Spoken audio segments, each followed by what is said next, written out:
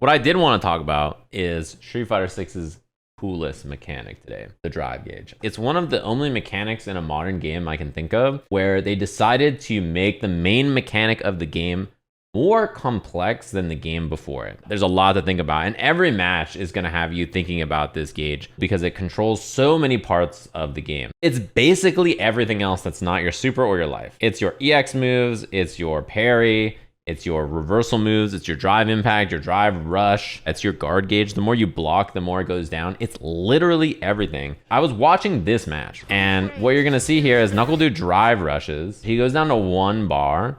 And notice, like, NuckleDude has a lot of life, and he's Guile. He really is in no danger of dying immediately. He's just chilling. But this gauge gets dropped down super low. If you look at the light bar and the meter bar, it's fine. In other versions of Street Fighter, he'd even, basically, with Nephew here. But instead, it's the opposite in this game. You can't block, right? So if you block here, you get burnt out, then you're super smoked. You have no access to all your best tools and resources. You're in the corner, so if you get hit by drive impact, you get stunned. Even though you look at the light bars, he's not really in any more danger than Nephew is. They're at the same amount of life. Look at how NuckleDude plays. All of his decisions are influenced by this gauge. NuckleDude's like, oh God, I gotta get out of here. Tried to jump or move right there. He got hit, which actually probably prevented him from getting burnt out, by the way, because if you get hit, you don't lose your drive gauge. And then he jumps, and then he blocks something, and he's like, oh God, I swing. And then instead of trying to do stuff, he's like, I gotta get out of here. I gotta jump back. I gotta run. I gotta get away. I gotta escape. He's just running for his life. Instead of holding the corner here, where Guile is really strong, he's like, oh, I hit you. I need to run. If I stay near you, I could lose the game. And it's not because of his health. It's because this drive gauge being empty means that at any point, if he gets burnt out, he's smoked, right? He's smoked, so he's got to run. He's like, oh, I got to get out of here. I got to run. I got to get out. I got to run. So he finally makes it out. He throws his booms. He sets up shop, and now he's back to doing what he wants to do. But in that moment, he feels compelled to run in that way, and this is what makes this gauge so interesting. Doesn't aggressive play build up drive gauge? Why not play aggressive in the corner? What happens if Nephew does jab jab and he blocks it? Then he's burnt out and he has no gauge. When he has the corner here, what is he gonna do to be aggressive? He throws a boom. Is he gonna drive rush? He'll be burnt out. We could spend some super gauge or something, right? That's basically all he has here. But he doesn't even want to commit to anything, because if he blocks anything from Nephew here, you can see how low the drive gauge is here and how dangerous committing is.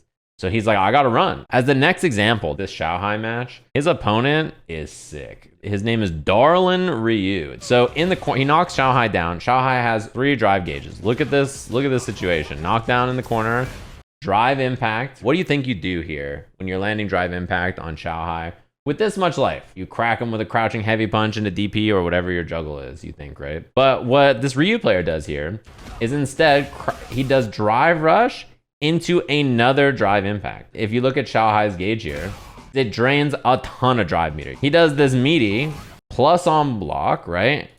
And then bang, bang, and then you're burnt out. Strategically, he's like, the life bar does not matter. I'm trying to burn you out. And then now he's set up to just go bang, right? Like he can just do this, do whatever kind of combo he wants to do, and now you die to chip.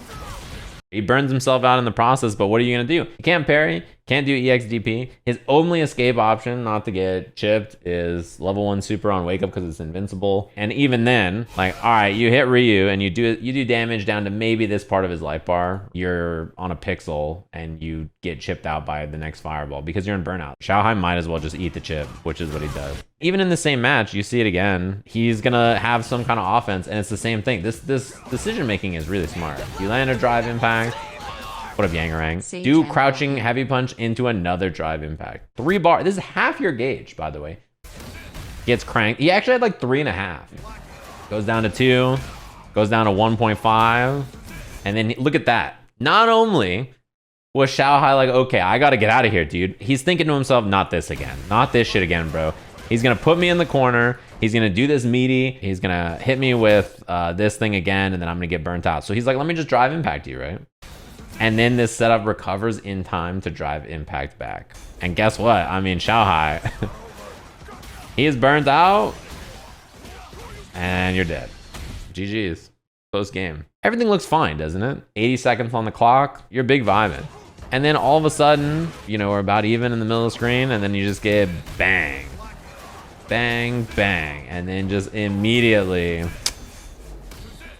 that's GG's, bro. Dumps all his resources. Smart here, by the way, to spend everything because you know you're gonna kill. Brutal. You know, Xiaohai's trying to figure it out. He's like, how do I get out of this scenario? And the answer is he should be parrying or trying to get out that way. If you're going to commit to the parry, then, you know, that gives your opponent some other wiggle room to go for throws and go for other stuff against you, which is very cool. And it's what makes this gauge very interesting. Hitting them with drive impact, he has a decision to make. And I think a lot of people are like, oh, I'll just do crouching heavy punch, Tatsu, push him in the corner, go for some plus frames, whatever I want to do. But this is like a really interesting line of decision making that you can take. Constantly knowing whether this is worthwhile or not for you to do is really, really cool. This game is going to be like this, where the fact that you have to consider your super gauge, your life bar, and your drive gauge, and your opponent's versions of all those all at the same time, all the way, like, is really fascinating. Do you reckon it's okay to be put in checkmate situations like that where you have options but none of them can save you? Parry would have saved him. Or super. He could reversal super that too. If Xiaohai wants to and he parries and hits Darlin here and does level 3, he burns him out. This is in the beta,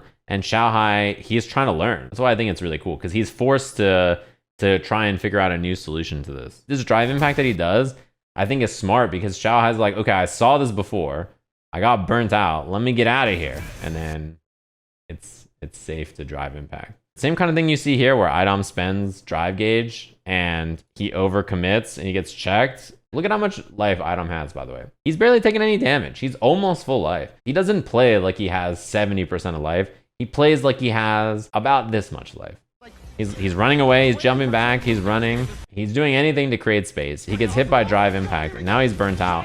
And notice how burnout changes how you play too. Look, Punk just walks back, and he doesn't have to do anything, because the threat of him doing another drive impact is so big, because this drive gauge is gone, that what does Idom do? He's like, oh god, I'm scared for my life. I'm trying to buffer super in case you drive impact. I'm trying to do something to get me out, jump. And like, of course, right? Like, why wouldn't you jump? You don't want to get drive impacted, block something and get put into the corner and then take another drive impact into a stun. So Punk just sits there because he doesn't have to do anything, because his position is so advantageous that he doesn't even have to make a move, and then he just does the drive impact. And that was Idom's chance. Like, you know, he could have level 3'd, could have done something to escape, but now he's just dead.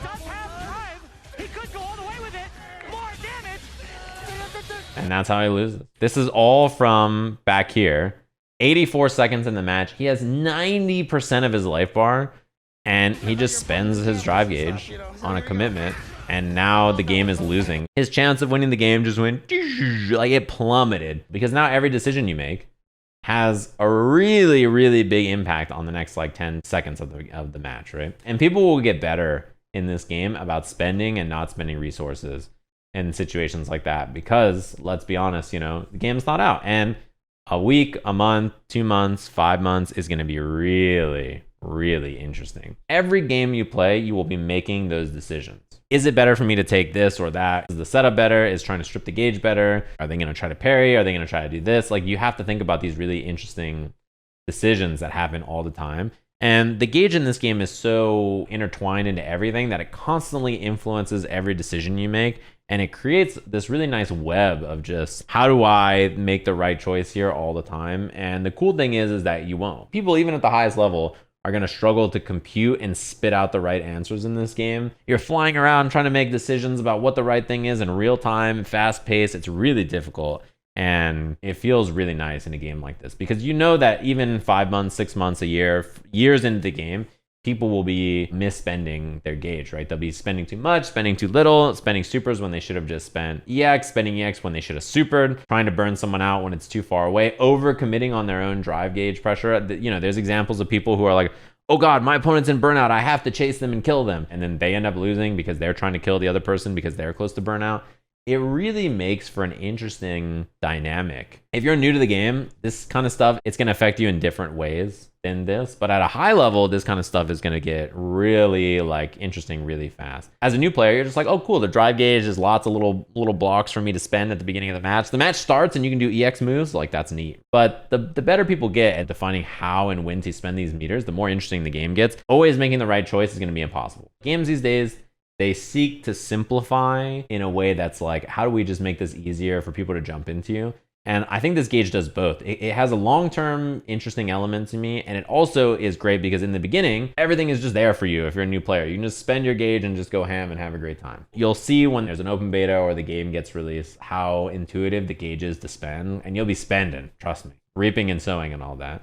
And then once you get to the high level, the nitty gritty, how you spend stuff is going to be so fascinating. Listen. Saying you like Third Strike is cool. You don't even have to watch the game, play the game. You never have to see it in your life. But if you're like, yeah, I like parries, that makes you cool because it has an association with Third Strike and people think Third Strike's neat. Not a big fan of 5, but I like me some Third Strike.